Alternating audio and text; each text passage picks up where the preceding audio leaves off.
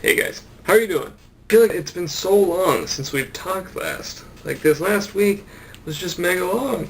Was it mega long for you? It was pretty mega long for me. Ah.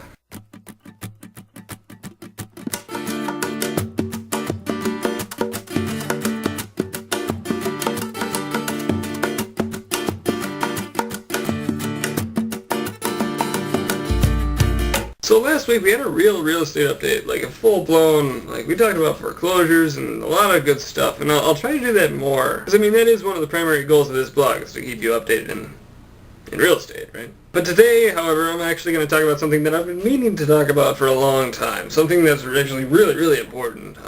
It's not real estate related, but, forgive me for the moment, like you have been for the past 4 months or however long I've been doing this. It's been a long time. Stay focused. What I want to talk about is the importance of practice. So you know what I mean, right? Like just doing one thing over and over and over again until it becomes part of you, and you no longer have to really think about what you're doing when you're doing it. That's how you master something, right? And yet the concept of practice is actually very counter to what we like to do. Everybody knows that this is the instant gratification period of humanity. There's all these things that make everything happen like that. And yeah, that definitely has a huge influence, because our environment does affect how we think and what we see to be true. And once upon a time, when things didn't happen instantly, we realized that things do take time to get anywhere. All good things come with time. But we can't stop there. Now let's step back for a second. I want to talk about the Olympics. I think you know where I'm going here. Every one of those Olympic athletes,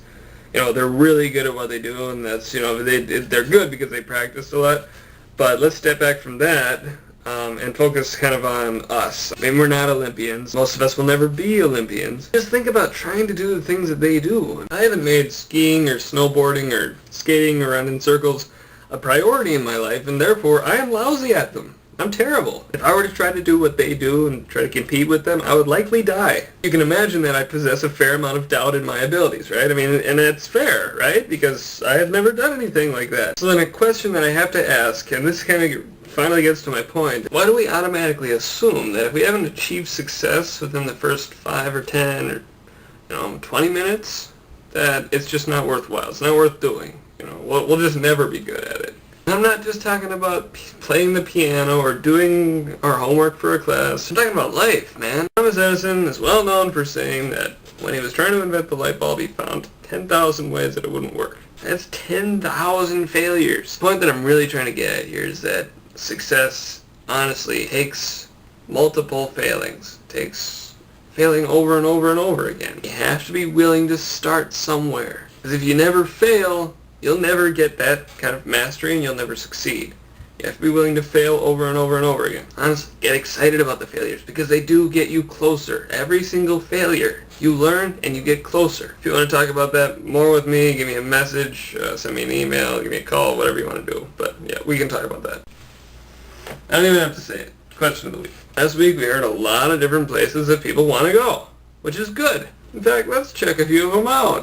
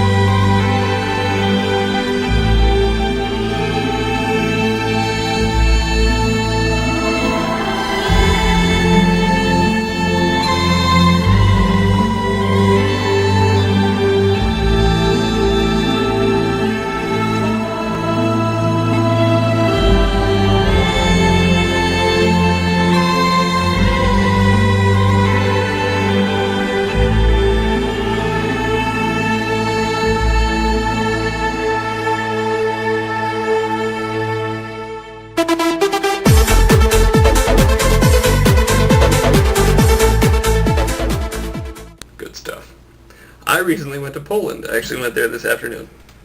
Thank you, everybody who answered. New question of the week, and this is actually, it's something I want you to think about.